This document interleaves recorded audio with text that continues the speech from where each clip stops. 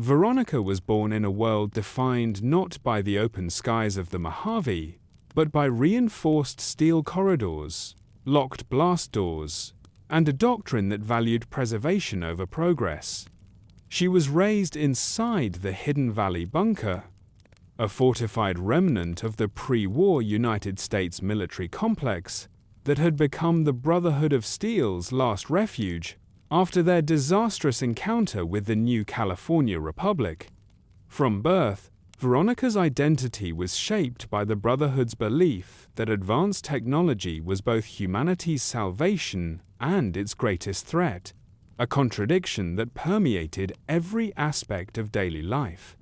Children born into the Brotherhood were not given the luxury of choosing their future. They were assigned paths based on aptitude tests, observed behavior, and the needs of the chapter, and Veronica, from an early age, demonstrated a sharp intellect and an intuitive understanding of machinery that made her a natural fit for the scribes. Unlike knights, who trained for combat and external defense, or paladins, who embodied the Brotherhood's martial authority, scribes were responsible for maintaining technology, cataloging pre-war knowledge, and ensuring the survival of the Brotherhood's technological legacy. Veronica's upbringing emphasized discipline, obedience, and secrecy, and she was taught that the outside world was chaotic, ignorant, and dangerous, populated by people who could not be trusted with the artifacts of the old world. Education within the bunker was comprehensive but narrow, focusing heavily on technical manuals, Brotherhood history, and approved interpretations of pre-war events, while discouraging independent philosophical inquiry or emotional expression that could threaten cohesion.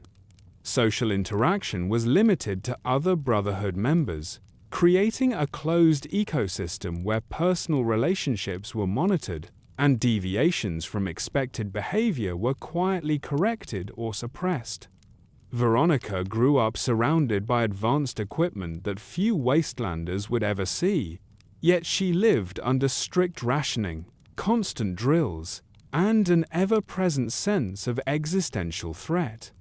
The Mojave chapter, under Elder McNamara, was particularly isolationist, traumatized by its losses against the new California Republic and deeply fearful of discovery, which meant that Veronica's childhood was marked by long periods of confinement and a pervasive atmosphere of caution bordering on paranoia. Unlike earlier Brotherhood generations who actively explored and scavenged, the Hidden Valley Brotherhood avoided surface contact whenever possible, reinforcing the idea that survival depended on remaining hidden rather than adapting. For a young Veronica, this translated into a life where curiosity was tolerated only when it served practical ends, and questions about the Brotherhood's role in the wider world were quietly discouraged. Despite these constraints, Veronica developed a personality that stood out within the bunker's subdued culture, displaying humor, sarcasm, and an emotional openness that contrasted sharply with the Brotherhood's stoic norms. This disposition was not encouraged, but it was not immediately punished either, likely because of her value as a capable scribe and her loyalty to the organization's core mission. Her early years were also shaped by the Brotherhood's strict hierarchy and its codified expectations regarding behavior and relationships. Romantic attachments were not forbidden outright, but they were heavily regulated, and same-sex relationships, while not explicitly banned by doctrine, were often treated as distractions or liabilities. Particularly within conservative chapters like Hidden Valley, Veronica learned early on to compartmentalize her emotions, to present a version of herself that fit within acceptable boundaries, while privately grappling with feelings and ideas that did not align neatly with Brotherhood orthodoxy. The absence of traditional family structures meant that the Brotherhood itself functioned as both guardian and authority, providing protection and purpose while demanding absolute loyalty. Veronica's mentors among the scribes instilled in her a reverence for technology, not as a tool for societal rebuilding, but as a relic to be safeguarded from misuse, reinforcing the belief that humanity had already proven itself unworthy of unchecked advancement. At the same time, exposure to preserved pre-war media, including music, advertisements, and cultural artifacts recovered by the Brotherhood, planted seeds of fascination with the old world that went beyond technical interest. These glimpses of pre-war life suggested a society that, while flawed, had embraced creativity, diversity, and change in ways the Brotherhood actively resisted. This contradiction was never openly discussed during Veronica's formative years, but it quietly shaped her worldview, creating a tension between her indoctrination and her innate curiosity. The Hidden Valley bunker itself became a symbol of this internal conflict, a place where the most advanced technology imaginable existed alongside a social structure that refused to evolve. Veronica's early life was thus defined by containment, both physical and ideological, preparing her to be an efficient caretaker of the past rather than an architect of the future. Yet, even as a young scribe in training, she demonstrated an unusual willingness to question inefficiencies, propose minor improvements, and engage others in conversation about ideas that extended beyond strict operational necessity. These traits did not yet constitute rebellion, but they marked her as different, as someone whose loyalty to the Brotherhood coexisted with a growing sense that something vital was missing from its vision. By the time Veronica reached adulthood, her early experiences had forged a character shaped by discipline and duty, but also by an undercurrent of restlessness and unresolved doubt, setting the foundation for the conflicts that would later define her journey beyond the bunker walls.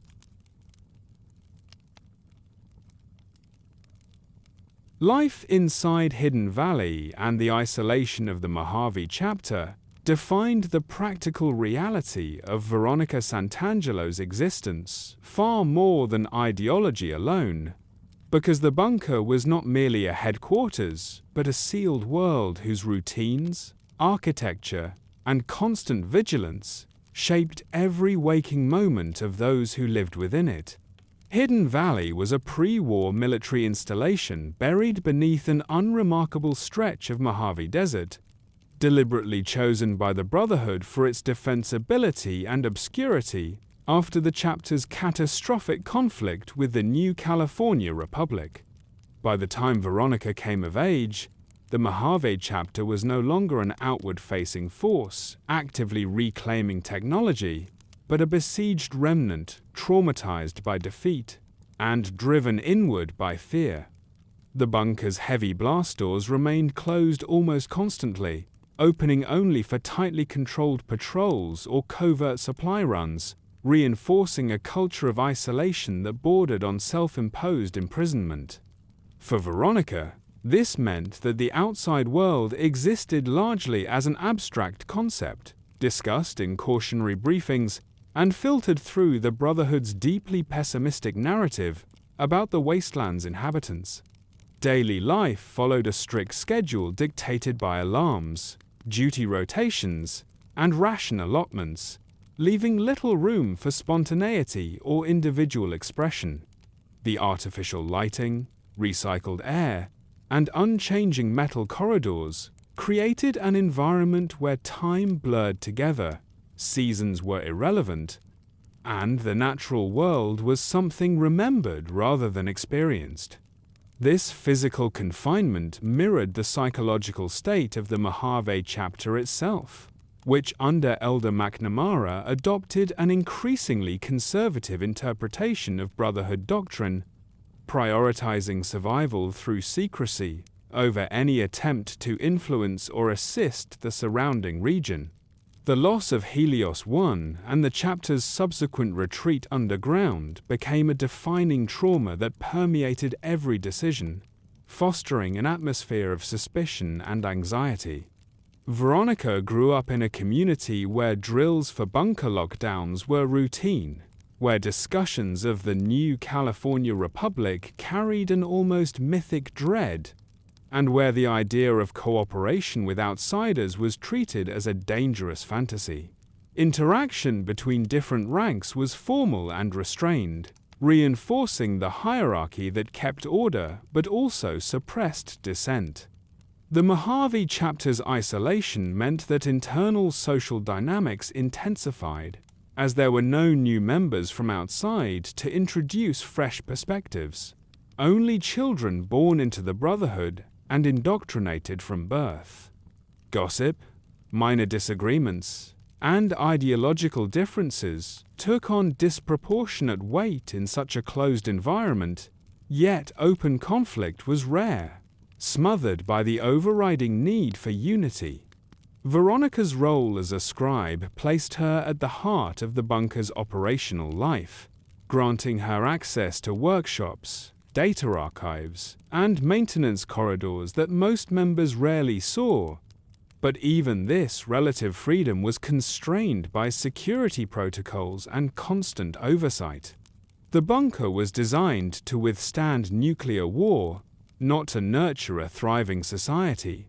And over time, its limitations became increasingly apparent. Recreation was minimal, consisting largely of shared meals, limited training exercises, and occasional exposure to preserved pre-war media approved by senior scribes.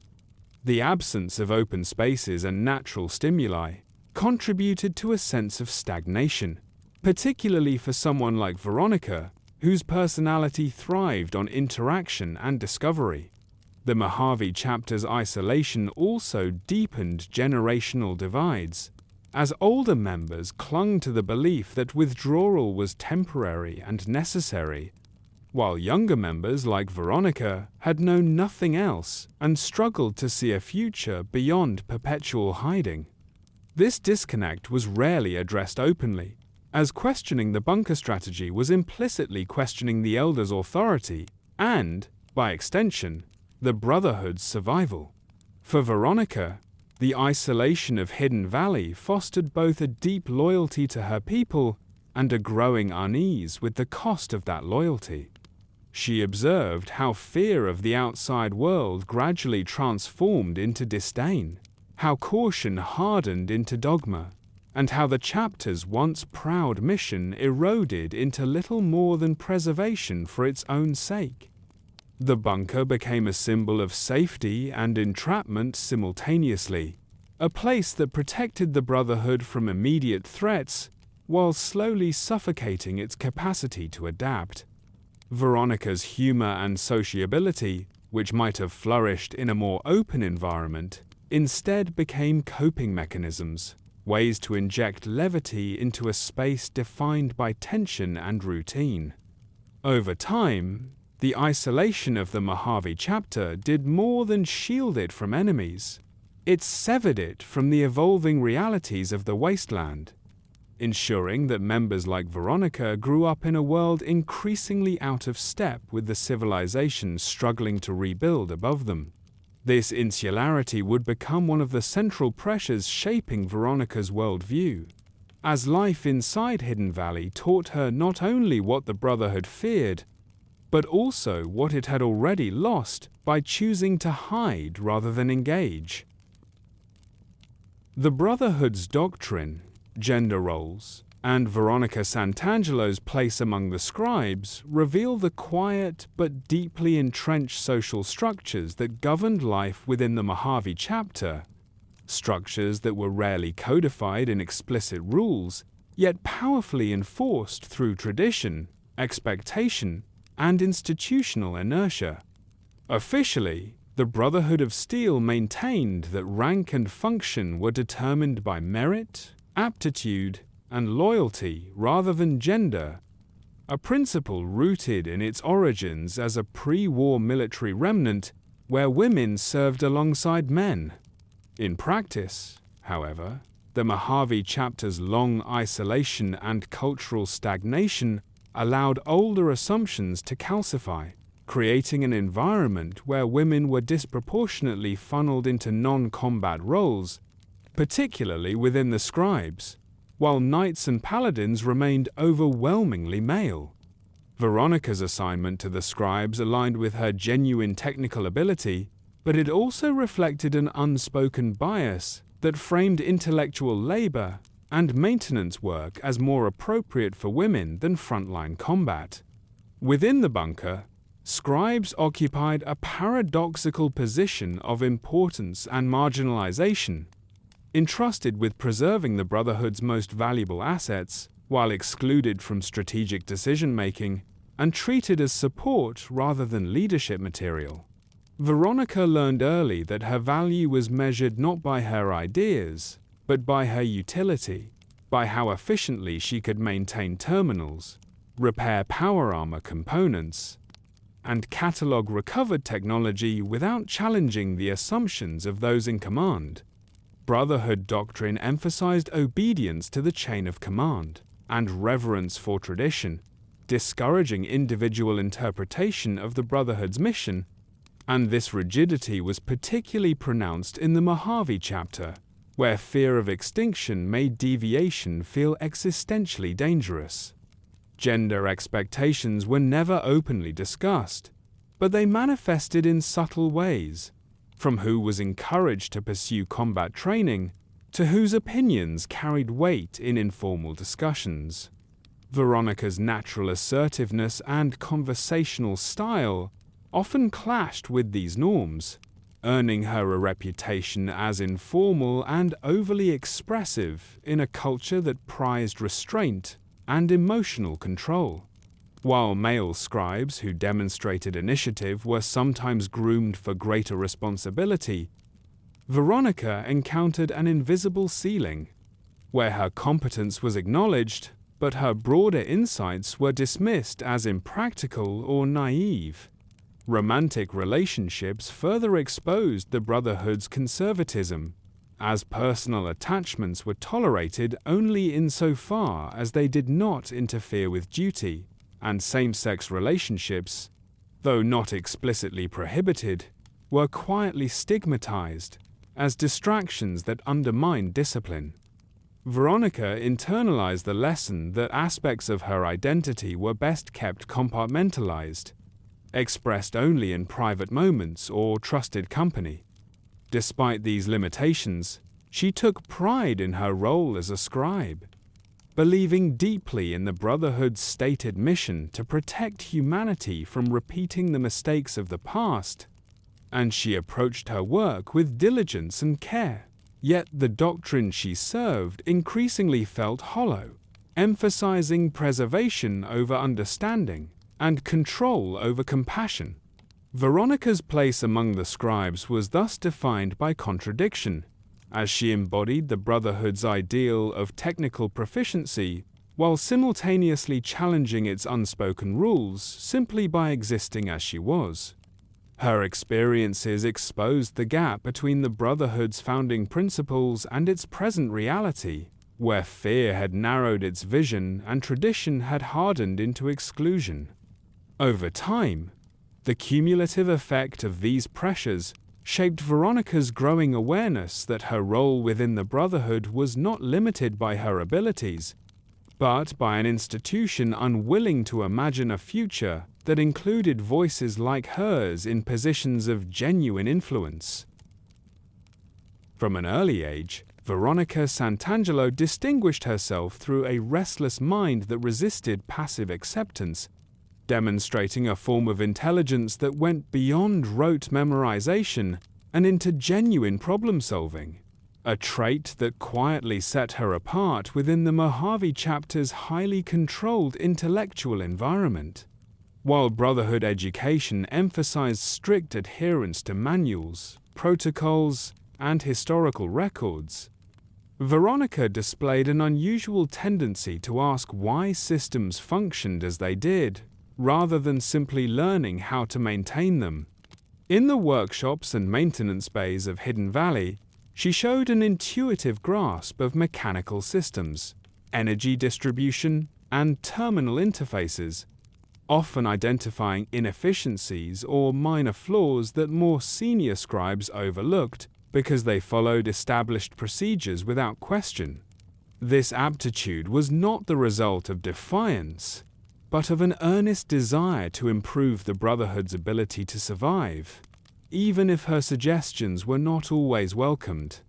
Veronica absorbed technical knowledge rapidly, mastering the maintenance of power armor subsystems, laser weapon calibration, and data preservation protocols with a fluency that made her indispensable despite her junior status.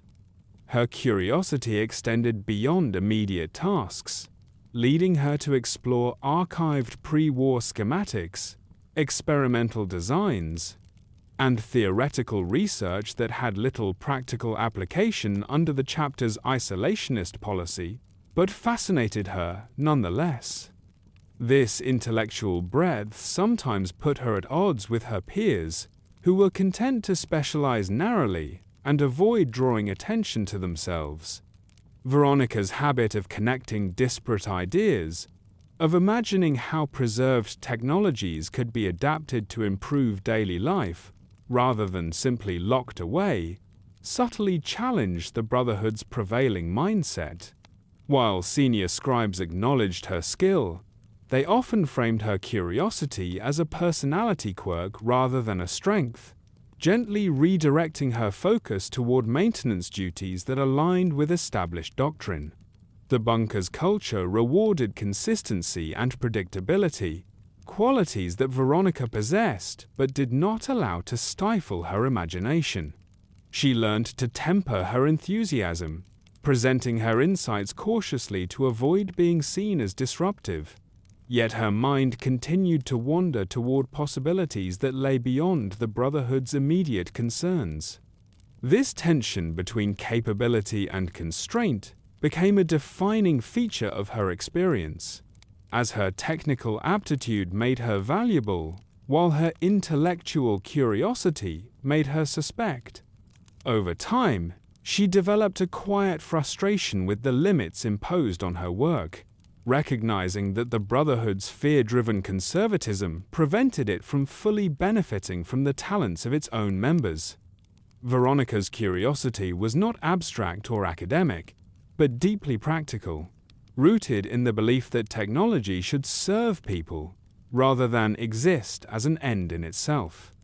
This belief, though still unformed, marked a significant departure from the Brotherhood's prevailing philosophy and planted the seeds for the ideological conflicts that would later shape her path beyond the bunker. Long before she ever set foot beyond the blast doors of Hidden Valley, fragments of the old world reached Veronica Santangelo through carefully curated remnants that the Brotherhood preserved with almost religious reverence, and these fragments quietly reshaped her understanding of what humanity once was and what it might still become. Access to pre-war culture within the bunker was limited and controlled, filtered through approved archives, recovered holotapes, and media deemed harmless to discipline. Yet even this narrow window proved transformative for someone with Veronica's disposition.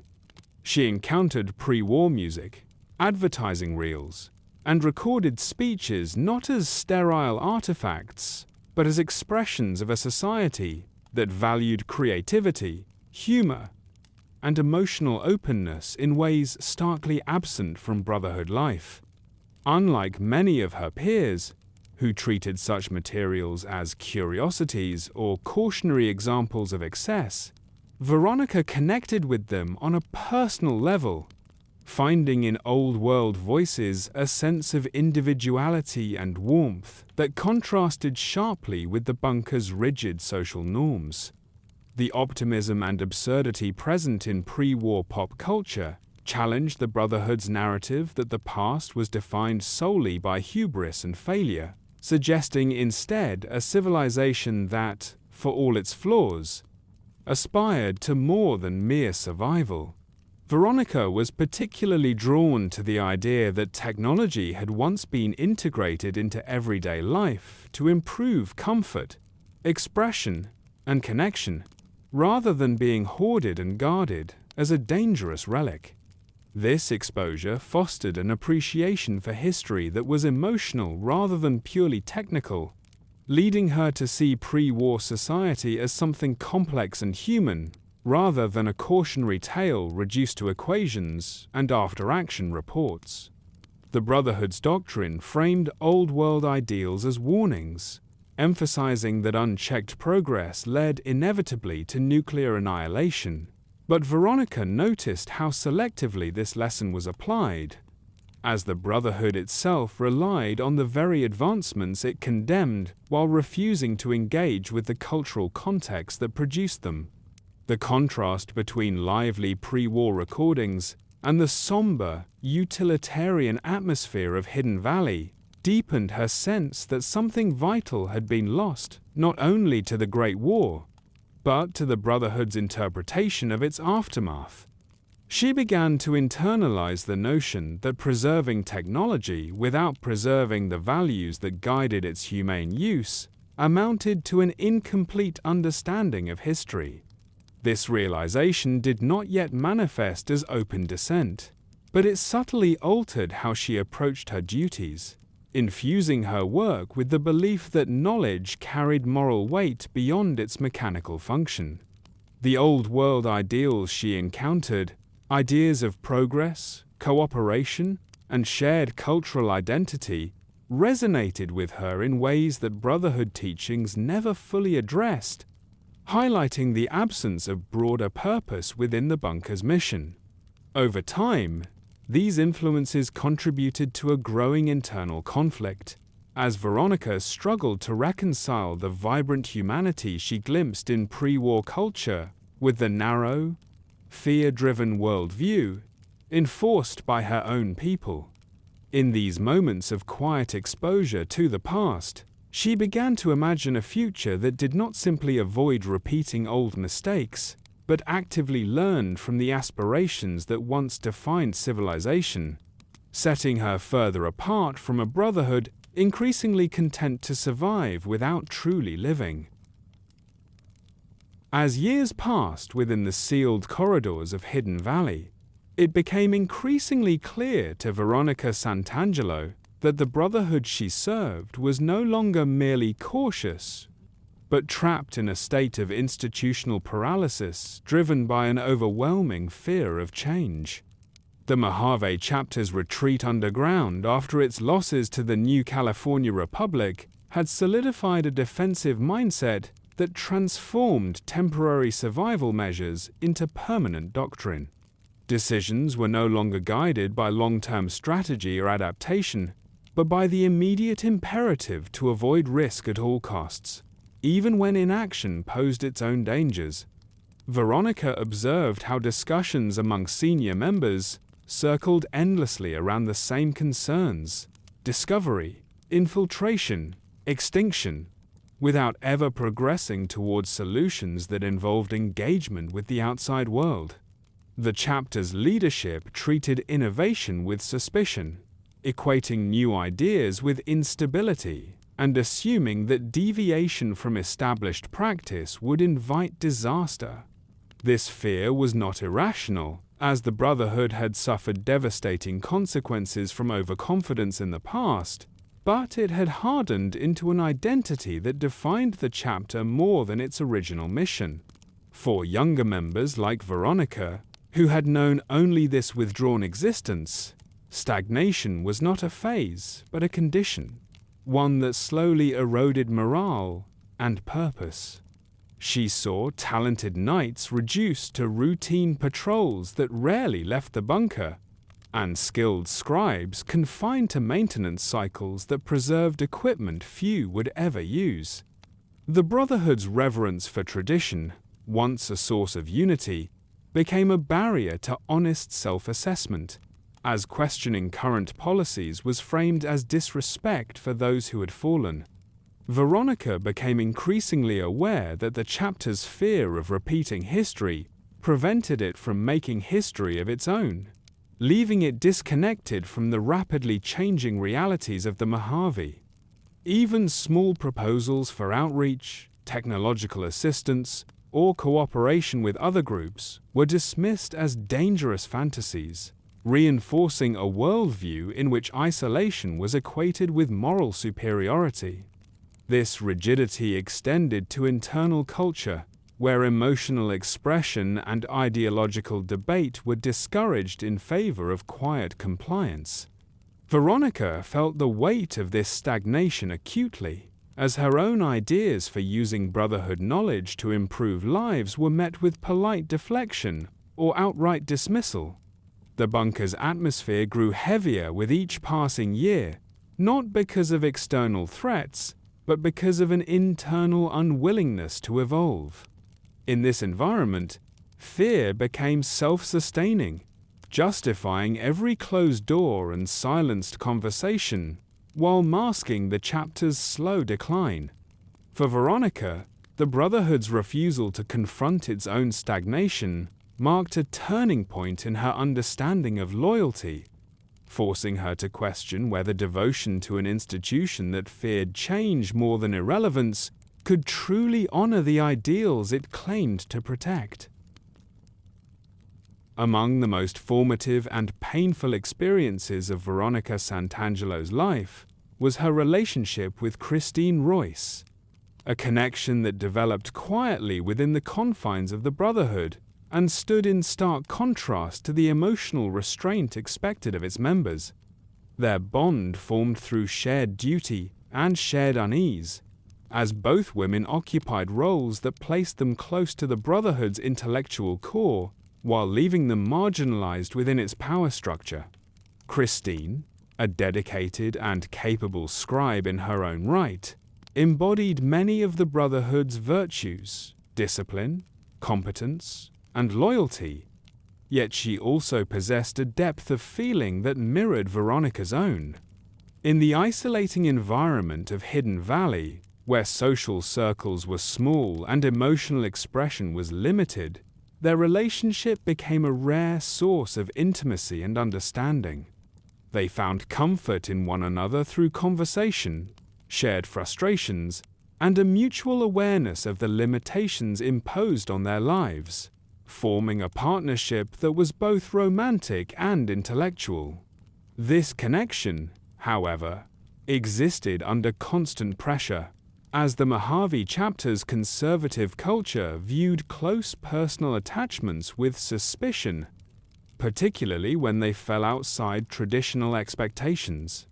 Though not formally prohibited, same-sex relationships were quietly discouraged, treated as distractions that threatened discipline and cohesion, and Veronica and Christine were keenly aware that their bond could never be fully acknowledged. Over time, the strain of secrecy and the Brotherhood's increasing isolation took its toll, especially as Veronica's growing dissatisfaction with the chapter's direction became more pronounced. Christine, more reserved and deeply loyal to the Brotherhood's structure, struggled with the widening gap between their perspectives, as Veronica pushed for change while Christine sought stability within the existing order. This divergence was exacerbated when the Brotherhood, desperate for intelligence and resources, sanctioned a mission to investigate the Sierra Madre, a decision that would irrevocably alter both of their lives. Christine volunteered for the assignment, driven by duty and perhaps by a desire to prove her worth within a system that rarely rewarded emotional honesty. Her departure marked the beginning of a long silence that weighed heavily on Veronica, who was left behind with unresolved feelings and no clear understanding of Christine's fate. The loss of contact was not merely a personal blow, but a symbolic rupture, underscoring how the Brotherhood's priorities consistently subordinated individual lives and relationships to abstract notions of survival. For Veronica, the absence of Christine became a constant reminder of what the Brotherhood demanded and what it took in return, transforming love into another casualty of institutional fear and rigidity. The relationship, though largely invisible to those around them, left an indelible mark on Veronica's emotional landscape, shaping her sense of loyalty, loss, and the human cost of the Brotherhood's refusal to acknowledge the personal consequences of its decisions. The Sierra Madre incident cast a long and haunting shadow over Veronica Santangelo's life, shaping her understanding of loss, human ambition, and the unforeseen consequences of curiosity and hubris. Although she was not physically present during the events at the casino, the ramifications were felt deeply within the Brotherhood and resonated personally, particularly because of Christine Royce's involvement and the mystery surrounding her fate. The story of the Sierra Madre, preserved in fragmented holotapes and survivor accounts, depicted a pre-war luxury resort transformed into a deadly, almost sentient labyrinth by its founder, whose obsession with wealth and control turned the environment itself into a weapon against intruders. Within the Brotherhood, the tale became a cautionary narrative, illustrating the dangers of unchecked ambition, advanced technology left unmonitored, and human vulnerability in the face of automated systems. For Veronica, the incident represented a collision of her two worlds: the theoretical dangers of the old world she had studied extensively, and the very real human costs of exploration and moral choice. Christine's disappearance and the lack of closure amplified the emotional weight, leaving Veronica to wrestle with grief, fear, and lingering hope simultaneously. The event also highlighted the limitations and stagnation of the Mojave chapter, whose insular policies prevented them from intervening effectively, and reinforced the bureaucratic and procedural rigidity that often sacrificed individuals for abstract preservation. Veronica's engagement with the story went beyond mere empathy. She analyzed the technical and logistical aspects, questioning why such a disaster had been possible and whether similar mistakes could occur again within Brotherhood operations. The encounter with this knowledge deepened her skepticism of the chapter's unyielding adherence to doctrine, as she recognized that the same fear-driven conservatism that kept the Brotherhood safe had also rendered them powerless to protect those they claimed to value. In reflecting on the Sierra Madre incident, Veronica began to understand that survival alone was not sufficient for meaningful existence, that human lives, relationships, and ethical responsibility were often casualties of institutional rigidity. The trauma was compounded by uncertainty, as the Brotherhood's secrecy and control of information meant she could never fully ascertain Christine's fate, leaving her with a persistent emotional void. Over time, this void became both a source of sorrow and a catalyst for introspection, prompting Veronica to question the cost of blind loyalty and the ethical compromises demanded by an organization that prioritized preservation over engagement. The Sierra Madre incident, in its combination of technical horror, personal loss, and institutional failure, crystallized the themes that would guide Veronica's later choices, shaping her worldview with lessons about courage, agency, and the human consequences of a society obsessed with guarding its own survival at the expense of its people. Veronica Santangelo increasingly found herself torn between the imperatives of loyalty and the call of progress, a tension that grew as the limitations of the Mojave chapter's isolation became ever more apparent. The Brotherhood's rigid adherence to doctrine and fear-driven preservation dictated that members prioritize obedience above all else. Yet Veronica's experiences, intellectual curiosity, and exposure to pre-war culture had cultivated a vision of what the organization could become if it embraced change, rather than shunning it. She began to recognize that unquestioning loyalty demanded personal compromises, suppressing not only her ideas, but her emotions, relationships, and the very human desire to affect the world beyond the bunker. Every day within Hidden Valley reinforced the message that safety and continuity were paramount. Yet Veronica could not ignore the stagnation and inefficiency that pervaded the chapter.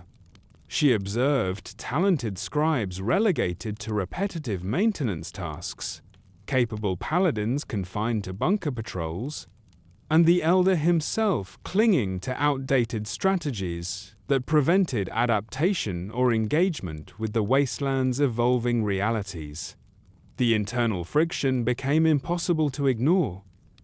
Her loyalty compelled her to honor the Brotherhood's mission and respect its hierarchy. Yet her conscience and intellect urged her to question whether the chapter's strict rules were serving humanity or merely preserving its own power. The Sierra Madre incident, Christine Royce's absence, and the rigid suppression of dissent illuminated the human cost of adherence to doctrine, revealing that survival without innovation was a hollow victory. Veronica began to weigh the moral implications of inaction, considering whether adherence to the Brotherhood's current course truly upheld the ideals she had been raised to cherish, or whether it represented a betrayal of the very principles of knowledge, protection, and progress that the scribes were meant to safeguard. The tension between loyalty and progress became a lens through which she evaluated every interaction, every technical decision, and every philosophical discussion within the bunker. Over time, this internal struggle intensified, manifesting as subtle acts of defiance, critical observation of policy, and increasingly frequent conversations questioning the chapter's approach to technology, outreach, and engagement with the wider wasteland. Veronica's realization that progress could not occur without risk placed her at odds with the collective mindset, forcing her to navigate a delicate balance between respect for the Brotherhood and fidelity to her own principles. In this crucible of competing obligations, she began to understand that true service to the Brotherhood and to humanity might require her to transcend the narrow definitions of duty imposed by Hidden Valley, setting the stage for decisions that would ultimately challenge the very foundation of her upbringing. Veronica's decision to leave the Brotherhood bunker emerged not as a sudden act of rebellion, but as the culmination of years of observation, internal conflict, and growing awareness that the organization she loved was unable to reconcile its principles with the needs of the world beyond Hidden Valley. She had long grappled with the tension between duty and conscience, witnessing talented individuals confined by fear, doctrine, and rigid hierarchy, and feeling increasingly that preservation at the cost of progress was a betrayal of the very ideals the Brotherhood claimed to uphold. The absence of Christine Royce and the haunting lessons of the Sierra Madre incident intensified this sense of moral responsibility, demonstrating that unquestioning loyalty could result in preventable loss and suffering. For Veronica, remaining within the bunker meant complicity in an institution that valued isolation over meaningful action, that revered technological artifacts as objects to be hidden rather than tools to improve human life, and that discouraged the questioning necessary to evolve or adapt. Her technical expertise, intellectual curiosity, and exposure to pre-war culture had cultivated a vision of what the Brotherhood could be. Yet the chapter's stagnation and fear-driven conservatism left her vision unfulfilled, creating a growing disconnect between her principles and the reality around her.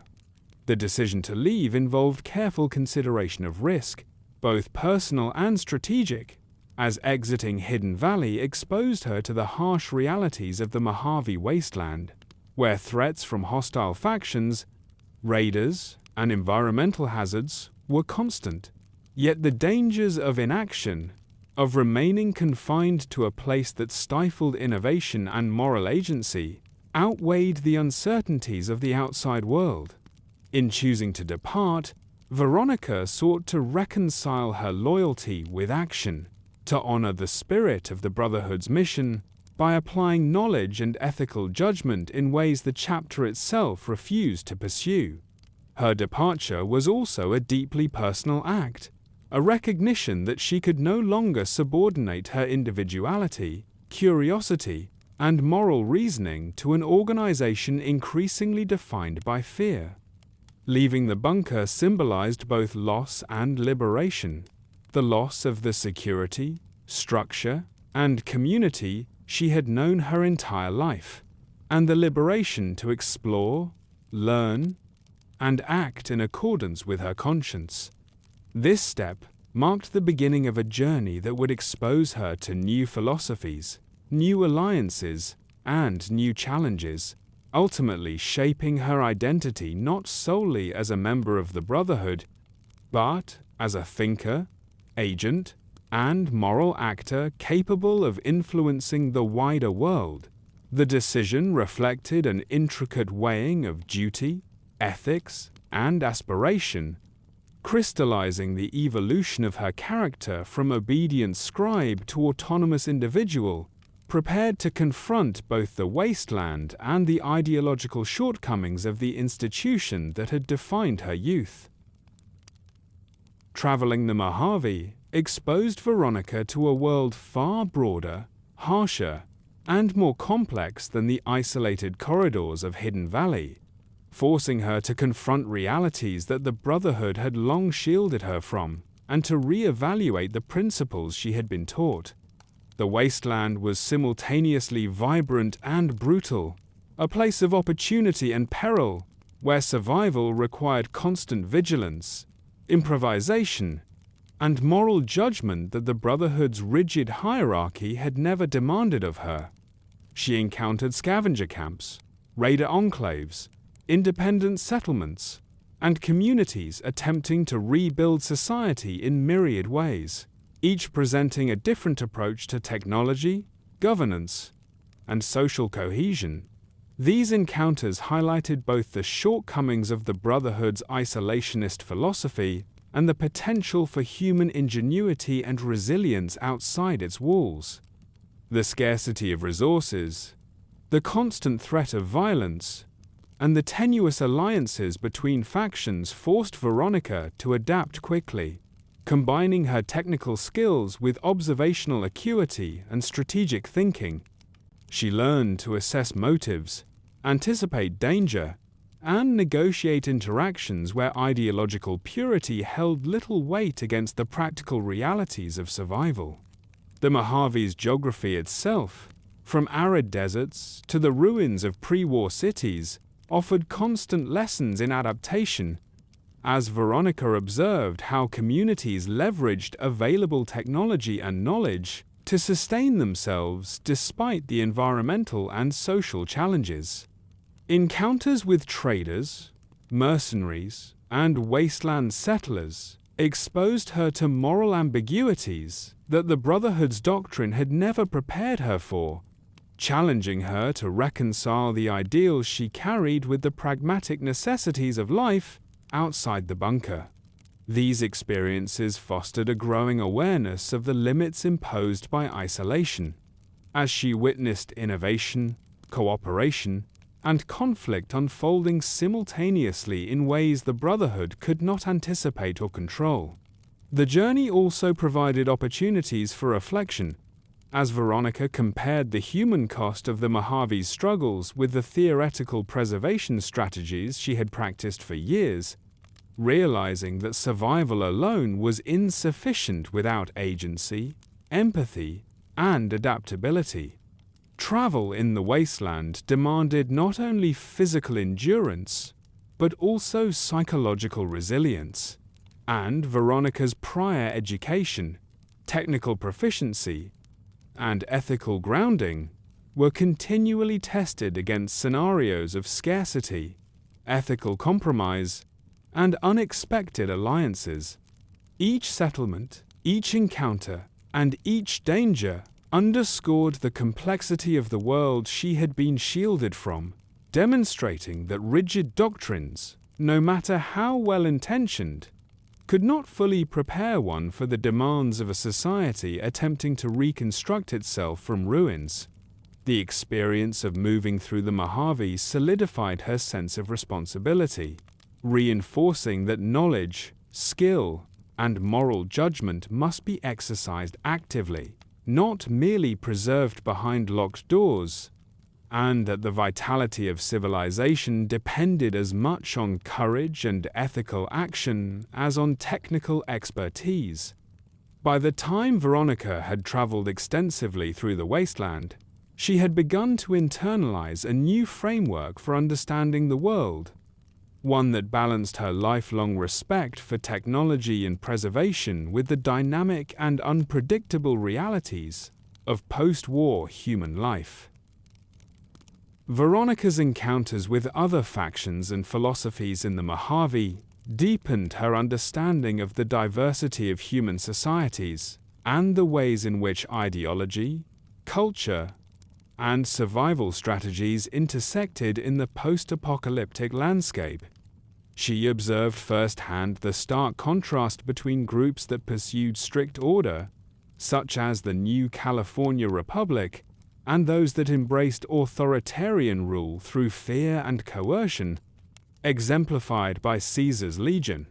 Each faction presented a unique moral and strategic framework, forcing Veronica to analyze their internal logic, methods of governance, and the consequences of their actions on the people they controlled. Interactions with independent settlements and smaller communities, including traders, scavengers, and localized militias, revealed alternative approaches to resource management, social cohesion, and technological adaptation, highlighting ingenuity and pragmatism, often absent from the Brotherhood's insular worldview. Veronica noted how some factions valued technological knowledge as a means of empowerment, while others treated it as a tool of oppression, reinforcing her belief that technology alone could neither guarantee survival nor justice without ethical application. Her exposure to these divergent philosophies challenged previously held assumptions, compelling her to reconsider the absolutism of Brotherhood doctrine and the idea that preservation in isolation was the highest moral good. In analyzing the tactics and social structures of each group, Veronica developed a nuanced understanding of leadership, loyalty, and human motivation, observing both the successes and the failures that emerged when ideology clashed with environmental and social pressures. Encounters with morally ambiguous actors, from opportunistic raiders to self-serving merchants, tested her judgment and forced her to navigate a complex ethical landscape, balancing caution with empathy, pragmatism with principle. These experiences provided practical lessons in negotiation, strategy, and risk assessment, while also reinforcing her conviction that rigid adherence to dogma could lead to stagnation, cruelty, or missed opportunities for meaningful intervention. Veronica's engagement with the wider world illustrated that survival depended not only on technical skill or knowledge, but also on the capacity to understand, adapt to, and influence diverse social systems, a lesson the Brotherhood's closed environment had never fully imparted. By observing the interplay of power, ideology, and resourcefulness across the Mojave, she began to cultivate a perspective that integrated ethical responsibility with tactical reasoning, seeing that meaningful action required both intellect and humanity. This period of exploration and observation solidified her belief that the Brotherhood's inward-looking philosophy, while protective, was insufficient for shaping a better future, and that progress demanded engagement, critical analysis, and moral courage in equal measure. Through these interactions, Veronica's worldview expanded beyond the confines of Hidden Valley, equipping her with the tools to assess not only technology and survival strategies, but also the deeper implications of power, choice, and societal development in a fractured world. The courier's presence and influence profoundly reshaped Veronica's worldview, serving as both a mirror and a catalyst for her evolving understanding of agency, morality, and the application of knowledge in a fractured world. Unlike the Brotherhood, which valued preservation above all else and subordinated individual judgment to rigid doctrine, the courier operated outside institutional constraints, demonstrating that skill, intellect, and ethical reasoning could be exercised independently to achieve tangible results. Veronica observed the courier navigate a complex web of factions, settlements, and political interests across the Mojave, balancing competing demands while making decisions that directly affected human lives, resources, and the broader stability of the wasteland. These interactions offered her a practical demonstration of leadership that combined tactical acuity with moral consideration, revealing the profound consequences of choice in a world where every action carried risk and uncertainty.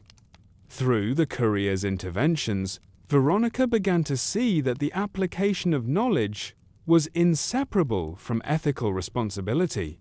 Technology and skill were not merely tools for preservation or personal gain, but instruments whose use required reflection, foresight, and accountability. The courier's freedom to act, to assess situations dynamically and independently, highlighted for Veronica the limitations of the Brotherhood's insular approach, where obedience and hierarchy often stifled initiative and prevented timely responses to crises. Moreover, the courier's interactions with morally complex actors, from independent settlers trying to rebuild communities to raiders and power-hungry leaders, provided Veronica with insight into the shades of gray inherent in human society, forcing her to confront ethical dilemmas that could not be resolved through doctrine alone. She saw how decisions that might seem minor in isolation could ripple outward, affecting communities and shaping alliances in ways the Brotherhood's rigid systems rarely accounted for. Observing the courier's capacity to adapt, negotiate, and take responsibility for outcomes challenged Veronica to reconsider her own understanding of duty, loyalty, and morality, as well as the ethical shortcomings of an organization that prized preservation over engagement. The example offered a model of autonomous agency, demonstrating that technical skill and intelligence were most valuable when paired with courage, moral clarity, and practical action. Beyond tactical lessons, the courier's presence illuminated the personal dimensions of responsibility, illustrating how emotional intelligence, empathy, and foresight were necessary complements to knowledge and capability. Veronica internalized these observations, allowing them to inform her own decisions and shaping her philosophical approach to the wasteland's complex social and ethical landscape. The courier's influence also deepened her awareness of the human costs of stagnation and inaction, as she reflected on the consequences of the Brotherhood's refusal to intervene in crises beyond their bunker. By watching the courier navigate a world the Brotherhood sought to avoid, Veronica came to understand that meaningful impact required engagement, initiative, and the courage to act outside the bounds of imposed authority. This realization prompted her to re-evaluate her priorities, the role of knowledge in shaping outcomes, and the balance between loyalty to an institution and fidelity to ethical principles. In the end, the courier's presence served not only as a practical guide through the wasteland's physical and political challenges, but also as a moral and intellectual catalyst, accelerating Veronica's transformation from a disciplined but constrained scribe into an autonomous thinker and actor capable of applying her abilities in ways the Brotherhood could neither sanction nor foresee. Observing, reflecting, and learning from the courier's example, Veronica internalized lessons about power, responsibility, and human consequence that would define her subsequent choices and inform her ongoing struggle to reconcile her upbringing with the demands of a complex and morally ambiguous world. The depth of this influence cannot be overstated. It reshaped her understanding of what it meant to be effective, ethical, and alive in a wasteland where survival alone was insufficient, emphasizing that the true measure of knowledge and skill lay in the ability to act with insight, compassion, and courage. The range of possible outcomes for Veronica Santangelo underscores the complex interplay between personal agency, moral responsibility, and the structural constraints imposed by the Brotherhood of Steel, illustrating how even a single individual can profoundly shape their own fate and influence the world around them when armed with knowledge, skill, and ethical clarity. Each potential path she might take carries consequences not only for herself, but also for the communities and factions she encounters, reflecting the broader Fallout universe's recurring theme that choices are rarely isolated and the ripples of one decision can extend far beyond immediate perception. One possibility sees Veronica continuing her independent journey through the Mojave, leveraging her technical expertise and deep understanding of both the Brotherhood and Wasteland Society to provide guidance, support, and protection to those in need. In this role, she would function as a bridge between knowledge and application, demonstrating that intellectual capacity divorced from action has limited value, and that moral courage requires engaging directly with the challenges of a fractured society.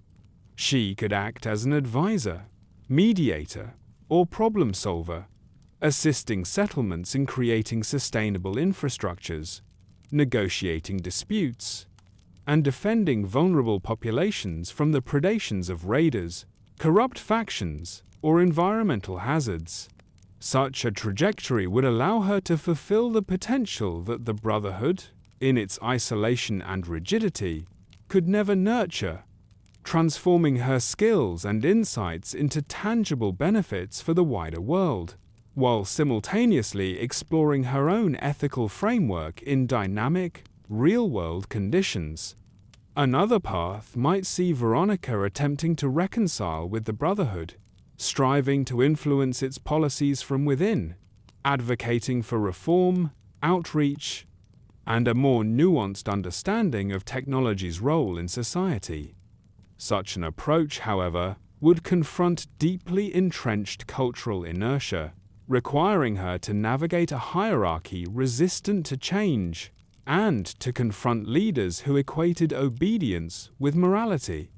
The challenge of reforming an institution built on fear and rigid doctrine illustrates the difficulty of balancing personal conviction with organizational loyalty, highlighting the potential personal cost of attempting to align systemic behavior with ethical principles. Each choice carries emotional weight, particularly as Veronica's unresolved feelings regarding Christine Royce and the Sierra Madre incident continue to shape her moral and psychological landscape. Decisions about where to act, whom to trust, and how to wield her technical and intellectual abilities are complicated by the persistent tension between personal loyalty, humanitarian concern, and institutional expectation. Her engagement with the Mojave's diverse factions, the New California Republic, Caesar's Legion, independent settlements, and neutral actors, further expands the spectrum of consequences, as alliances, interventions, or refusals to act all carry potential ripple effects on the region's stability, prosperity, and ethical climate. Veronica's choices illustrate the broader principle that knowledge and capability, when exercised without moral reflection, can be as destructive as ignorance, and that autonomy carries the dual responsibility of ensuring that actions align with both strategic objectives and ethical imperatives.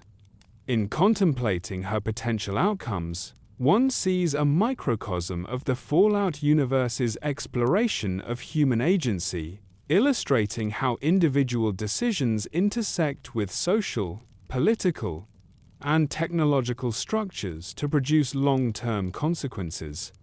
Veronica's narrative demonstrates that survival is only one measure of success. The true measure lies in the capacity to act with insight, compassion, and deliberate intent, even when doing so entails risk, uncertainty, and the possibility of failure. Ultimately, the range of her possible paths emphasizes the importance of critical thought, ethical reasoning, and practical skill, showing that the consequences of her choices extend far beyond personal destiny to touch the lives of countless others and shape the moral and functional landscape of the Mojave itself. Through these potential trajectories, Veronica embodies the tension between duty and conscience, the interplay between knowledge and action, and the profound significance of agency in a world shaped by collapse, demonstrating that the future is neither predetermined nor inevitable, but forged continuously by those willing to act with courage and ethical clarity. Veronica Santangelo ultimately embodies the tragic tension between extraordinary potential and systemic limitation, standing as a symbol of the losses inherent within the Brotherhood of Steel, particularly the Mojave chapter, where rigid hierarchy, fear-driven conservatism, and doctrinal rigidity conspired to suppress innovation, individual agency, and ethical reflection. From a young age, Veronica displayed intellectual curiosity, technical aptitude, and moral discernment that positioned her not merely as a capable scribe, but as a thinker and innovator capable of reshaping the Brotherhood's approach to technology, strategy, and human relationships.